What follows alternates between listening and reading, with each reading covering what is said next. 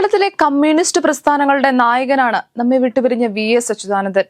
അദ്ദേഹത്തിന്റെ വേർപാടിന് പിന്നാലെ സമൂഹത്തിന്റെ എല്ലാ കോണുകളിൽ നിന്നും അനവധി ആളുകളായിരുന്നു ആദരാഞ്ജലി അർപ്പിക്കുവാൻ എത്തിയിരുന്നത്. കടുത്ത രാഷ്ട്രീയ എതിരാളികളായ നേതാക്കളെല്ലാം തന്നെ വി.എസിനെ കാണാൻ മറ്റെല്ലാ പരിപാടിയും മാറ്റിവെച്ചാണ് എത്തിയത്. അവരിൽ പലരും പലതവണയാണ് വി.എസിന് അന്ത്യോപചാരം അർപ്പിക്കാൻ എത്തിയത്. ഇതിൽ മണിക്കൂറുകളോളം റോഡരികിൽ കാത്തിരുന്ന് വി.എസിന് ആദരവർപ്പിച്ച മുൻ ആഭ്യന്തരമന്ത്രിയും കോൺഗ്രസ് വർക്കിംഗ് കമ്മിറ്റി അംഗവുമായ രമേശ് ചെന്നിത്തലയും ഉൾപ്പെടും. മൃതദേഹം വഹിച്ചെത്തിയ വാഹനത്തിൽ കയറിയാണ് രമേശ് ചെന്നിത്തല വി.എസിന് അന്ത്യാഭിവാദ്യം അർപ്പിച്ചത്. സമൂഹം ഒന്നാകെ അദ്ദേഹത്തിന് ആദരാഞ്ജലികൾ നേർന്നപ്പോഴും മലയാള സിനിമാ ലോകം അദ്ദേഹത്തോട് കാട്ടിയിരിക്കുന്നത് വലിയ നെറിയേടാണെന്ന് പറയേണ്ടി വരും. മോഹൻലാലും മമ്മൂട്ടിയും മഞ്ജു വാര്യരും ഉൾപ്പെടെ ചില താരങ്ങൾ സോഷ്യൽ മീഡിയകളിൽ അനുശോചനം രേഖപ്പെടുത്തി എന്നല്ലാതെ പ്രധാനപ്പെട്ട ഒരു സിനിമാ താരവും മറ്റു ചലച്ചിത്ര പ്രവർത്തകരും വി.എസ്. എന്ന പോരാളിയെ തിരിഞ്ഞു നോക്കിയിട്ടില്ല.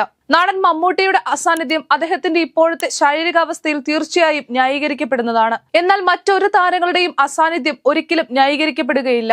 ആലപ്പുഴ ജില്ലക്കാരനായ ഫഹദ് ഫാസിലും കുഞ്ചാക്കോ ബോബനും ഉൾപ്പെടെയാണ് വി.എസിനോട് മുഖം തിരിച്ചിരിക്കുന്നത്.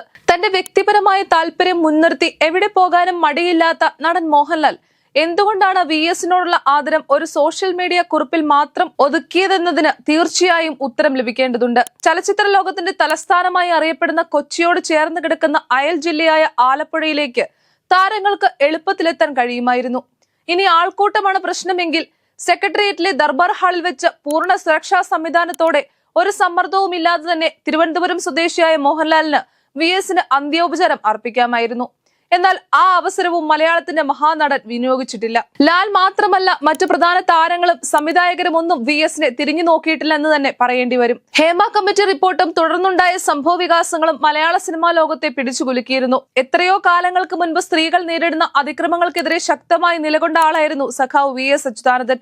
സ്ത്രീകൾ അതിക്രമങ്ങൾക്കിരയായിട്ടുള്ള വിഷയങ്ങൾ ഉൾപ്പെടെ ചലച്ചിത്ര താരങ്ങൾക്കെതിരെ പോലും വി.എസ്. ശക്തമായി തന്നെ നിലകൊണ്ടു. വിതുര സ്ത്രീ പീഡന കേസിൽ നടൻ ജഗതിക്കെതിരെ ഏതറ്റം വരെയും പോകുവാൻ വി.എസ്. അച്യുതാനന്ദൻ തയ്യാറായത് നാം കണ്ടതാണ്. സ്ത്രീ സുരക്ഷയ്ക്ക് വേണ്ടിയുള്ള വി.എസിന്റെ നിലപാടുകൾ കാലത്തിന്റെ ആവശ്യകത കൂടിയായിരുന്നു. സ്ത്രീകളുടെ ഉറച്ച ശബ്ദമായി വി.എസ്. മാറിയ എണ്ണമറ്റ ഉദാഹരണങ്ങളുണ്ട്. 1995 നടന്ന വിതുര സംഭവത്തിൽ സ്വദേശിയായ അജിത എന്ന യുവതി പ്രായപൂർത്തിയെത്താത്ത പെൺകുട്ടിയെ ജോലി വാഗ്ദാനം ചെയ്ത സംസ്ഥാനത്തിന്റെ വിവിധ സ്ഥലങ്ങളിൽ എത്തിച്ച് പീഡിപ്പിക്കുകയായിരുന്നു.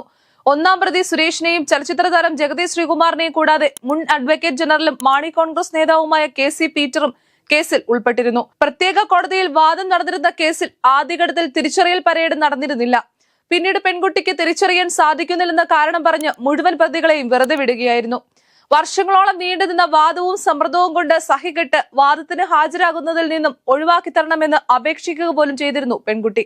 ജഗതിയടക്കമുള്ള പ്രതികൾ കുറ്റങ്ങൾ നിഷേധിക്കുകയല്ല, മറിച്ച് പെൺകുട്ടിക്ക് പ്രായപൂർത്തിയായിരുന്നോ, സമ്മതത്തോടെയായിരുന്നോ ബന്ധമുണ്ടായത് എന്നിങ്ങനെയുള്ള ചർച്ചകളിലൂടെ കേസ് പുരോഗമിക്കുകയാണ് ഉണ്ടായത്. രാഷ്ട്രീയ വ്യവസായിക രംഗത്തെ പ്രമുഖരുടെ ഇടപെടലുണ്ടായ കേസിൽ എല്ലാവരും കുറ്റവിമുക്തരായതോടെ പെൺകുട്ടിക്ക് അതിക്രൂരമായി നീതി നിഷേധിക്കപ്പെട്ടു. ഈ കേസിൽ ഇരയ്ക്കു വേണ്ടി നിരന്തരം നിലകൊണ്ട രാഷ്ട്രീയ നേതാവായിരുന്നു വി.എസ്. അച്യുതാനന്ദൻ. കേസിൽ ഉൾപ്പെട്ട ജഗതിയുമായി വർഷങ്ങൾ വി.എസ്. അച്യുതാനന്ദൻ പിണക്കം സൂക്ഷിച്ചു. ഒടുവിൽ ജഗതിക്ക് വാഹനാപകടം പറ്റിയപ്പോൾ 13 വർഷങ്ങൾക്ക് മുൻപ് ഒരു ദിവസം അദ്ദേഹത്തെ വീട്ടിലെത്തി വി.എസ്. സന്ദർശിച്ചിരുന്നു. അന്നായിരുന്നു ആ വലിയ മഞ്ഞ് താൽക്കാലികമായെങ്കിലും ഉരുകിയത്. അന്നും ഇന്നും എന്നും വിതുര പെൺകുട്ടിക്ക് നീതി ലഭിച്ചിട്ടില്ലെങ്കിലും നീതിക്ക് വേണ്ടിയുള്ള പോരാട്ടത്തിൽ കർക്കശമായി നിലകൊണ്ട വി.എസിന്റെ പോരാട്ടങ്ങൾ എപ്പോഴും ഓർമ്മിക്കപ്പെടും. സമാനമായ രീതിയിൽ പിന്നീട് പല ഉന്നതർക്കെതിരെയും വി.എസ്. ശക്തമായി തന്നെ മുന്നോട്ട് വന്നിട്ടുണ്ട്.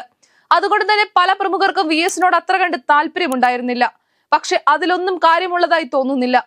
സ്ത്രീ പീഡകരും കള്ളന്മാരും കൊള്ളക്കാരും ജനാധിപത്യ കേരളത്തിന്റെ ജനകീയ നേതാവിനെ ഒരു നോക്ക് കാണുവാൻ വന്നില്ലെങ്കിലും ഈ നാടറിയുന്ന, നാടിനെ സ്നേഹിക്കുന്ന ജനലക്ഷങ്ങൾ വന്നെത്തിയത് സഖാവിന്റെ ജനസ്വീകാര്യതയുടെ തെളിവാണ്.